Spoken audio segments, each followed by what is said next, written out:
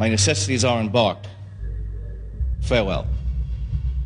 And sister, as the winds give benefit and convoy as assistant, do not sleep, but let me hear from you. Do you doubt that?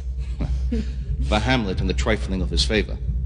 Hold it a fashion and a toy in blood, a violet in the youth of primary nature.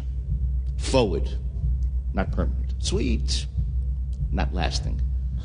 The perfume and suppliance of the minute, no more. No more but so? Perhaps he loves you now, but you must fear his will is not his own.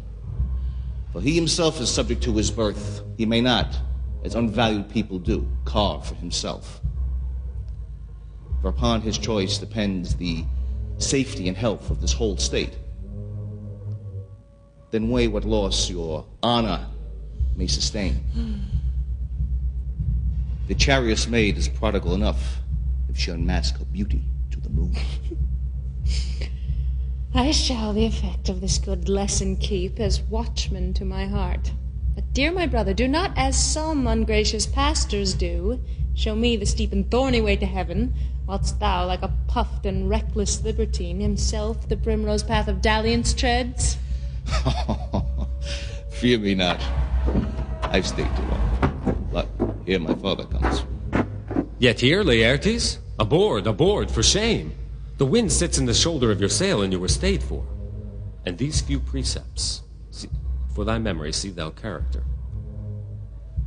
Give thy thoughts no tongue, nor any unproportioned thought his act.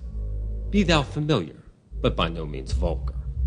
Those friends thou hast, and their adoption tried, grapple them to your soul with hoops of steel, but do not dull thy palm with each new-hatched, unfledged comrade. Beware of entrance into a quarrel, but being in, bear that the opposed may beware of thee. Give each man your ear, but few thy tongue. Take each man's censure, but reserve thy judgment. Costly thy habit, as thy purse can buy, but not expressed in fancy, rich, not gaudy, for the apparel oft proclaims the man. Neither a borrower nor a lender be, for loan oft loses both itself and friend, and borrowing dulleth the edge of husbandry. This above all, to thine own self be true, and it must follow as the night to day. Thou canst not then be false to any man. Farewell, my blessing season this and thee. Farewell.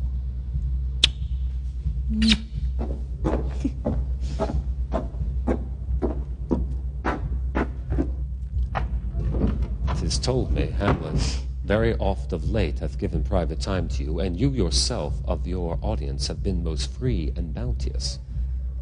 He hath, my lord, of late made many tenders of his affection to me. Affection.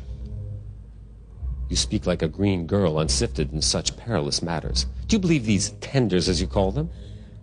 I do not know, my lord, what I should think. When the blood burns, how prodigal the soul lends the tongue's vows. These blazes, daughter, giving off more light than heat, extinct in both, you must not take for fire.